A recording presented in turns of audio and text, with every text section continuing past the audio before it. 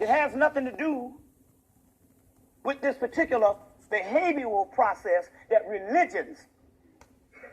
Now you're going to tell me we live on the planet, and like John Hemmitt Clark says, human history was basically over before we even knew what a European was. And basically religions is centered around the Europeans.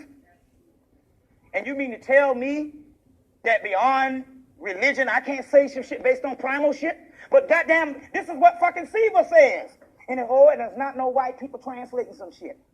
That's some bullshit. Because you can get past that and all when you find a consistency in all the scriptures. You understand what I'm saying? When you find a consistency in all the scriptures. You see. So Siva is a god of sexual behavior. As well as when they coined the actual concept of what Siva is, or Shiva. Shiva becomes a subatomic nuclear particle, and they even have a stamp that they show in this book of a nuclear plant in India that also represents the lingam, which is the penis. There's the lingam and the yoni. The lingam, but we're talking about a centralizing pillar or an energy that makes all of these latent forces come into one aspect. So we're not talking about this penis. This penis is directed down to the physical world, and it brings incarnation. We're talking about the penis and the brain that both male and females have. The pineal gland, that's the penis of God. Pineal, pineal. And it polarizes all these latent forces that's throughout the entire body that does not have the smarts to think on their own, but when they come together as one ark of the covenant, the true ark of the covenant is your brain, and it comes together as one covenant, or it comes together in one synthesizing we are one, then that intelligence comes online, and you become the goddamn monster that you are, and the demon that you are. You are a demon and a monster. Sexual is the chaos point that breaks these latent forces up and they come into one. That's why the Bible is against sex. They don't want you to rumble in the sheets. Because that's Kundalini energy. They don't want you to rumble in the sheets. See what I'm saying? Together in one latent force. That's all, and that is what the ancestors are. The ancestors are scattered about, but when they come together as one centralizing force, and that's what you're doing when you polarize these beads, or what they call them, or these sigils, together to bring this particular energy online. So the extraterrestrial, terrestrial means earth. Extra just means beyond the earth, or beyond the physical. So extraterrestrial, beyond the physical, could also be inner. They call it the inner worlds. So the extraterrestrial invasion is not coming from the holographic universe, it's coming from inside of you. But it's not going to come from inside of you paying attention to the physical realm, because the simple fact that it has to know that it is alive.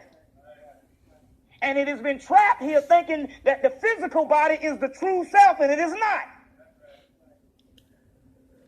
It says, as man slipped further and further down into the physical terrain, his forces dried up to 5 senses. And the 5 senses was the only thing that he could tell that he was alive. And as a result, he became a slave of the 5 senses and the physical world.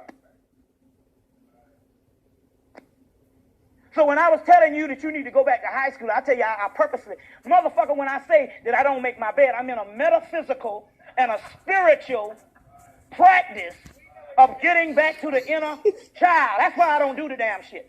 I didn't say nothing about kicking no cans and shit. If you get my thing, I say we're not nasty. I said we're junky. And that's for a goddamn reason. That's to get to another state. And they say nothing about no kicking no trash and no kind of where that shit come from. You see what I'm saying? Now listen, you can get the damn tape yourself. When I'm saying this, I'm talking about a practice. I'm talking about a practice. Taking the bus. So I tell you, and in my text I tell you that I'm a middle class person on a pilgrimage to poverty. You see? So I say, oh, so motherfucker be telling me the money issue now. I automatically say, well, you know, you talking to a pauper. I'm broke. See, we're not talking about it in the context of comedy. There's a metaphysical reason that you condition yourself that way. You understand what I'm saying? So I'm not put up in no pedestal in no high office that you couldn't get to me. You understand what I'm saying? You might find my ass on the street, around the coffee shop, around the fruit stand, in the AU Center. You might liable to find me in any humble abode, some bookshop or whatever. But the whole concept is this terrain is an illusion. So if this is the goddamn matrix, why the hell are you going to be humble to the matrix? That is because of the human condition. In the last 2,000 years, they made this the object for you to admire. Now, Alvin Boyd Kuhn and them say that the Egyptians said that the Hemmitt said that what we call physical earth and life on the earth is the graveyard stage. It was the stage after the gods died. This to realm, they started emitting dreams, and this became the illusionary world. And the Hemmitt, that's why you always see them dealing with death, because that was the other realm. You see what I'm saying?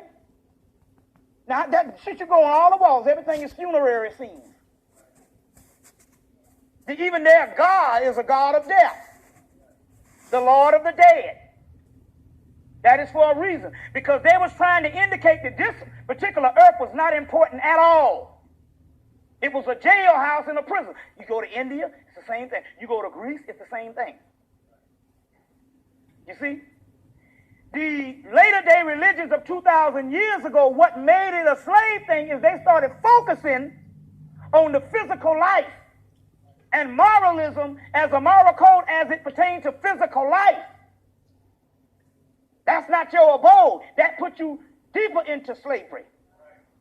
But we understand why the religions had to do that, because there was going to be a new cracker ruling who needed a social book, a geosocial book, or political book just to be human. So these books, the Bible, the Torah, and the Quran was for the damn white man. And the nasty white Arab. But they even Bilal and them say, no, the Quran is a book put in the words of the ancient black people's soul. This is something that you are supposed to behave like them, because you don't have that soul to behave like them. So we'll give you a book. This is for the soulless people. But a dog don't need no book to be no dog. You got to understand what it is to be God, goddammit. So how the fuck you going to say God acts a certain way? God acts a certain way. God does not act like a fucking human. So what we're talking about here is not based on humanity anymore. So you got your time cycles mixed up. We're not going back to humanity. We're going to the God realm. So you got to start exercising like a God. A God couldn't give a fuck about whether a bed is made. That's an oxymoron to a God. If his mind is omnipresent, what the fuck he gives a damn whether my pants is in the middle of the floor? That's the concept on a metaphysical thing. I thought this was a goddamn metaphysical conference.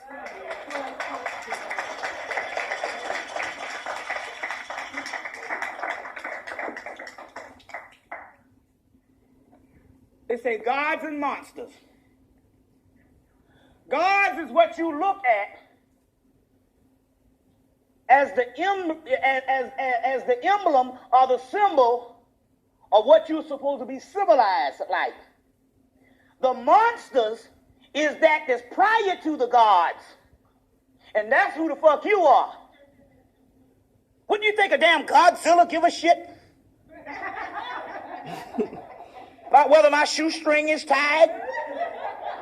I'm Godzilla. The Kundalini in you is a fire that is 8 times or 10 times hotter than the fire that you get here. Well, let's just look at this fire right here. You think that the fire, the regular fire you see, if it starts burning down this damn hotel, would it give a shit on whether you prayed or not? It's burning this motherfucker down. You understand what I'm saying? It's burning this thing down. Prayer is begging. We're not talking religion here. We're talking the esoteric science of the ancient ones. What's my woman? Just say the return of the ancient ones. Audrey. We're talking about the goddamn ancient ones. The ancient ones is the motherfucker. You are the God. So the prayer, the original prayer was sending a signal to yourself. But the prayer of the concept of some bullshit being out here is wrong. So even just prayer by itself ain't nothing but begging. The prayer, what we're talking about, is separated from the ancient prayer. The ancient prayer was a goddamn telephone call to your own ass.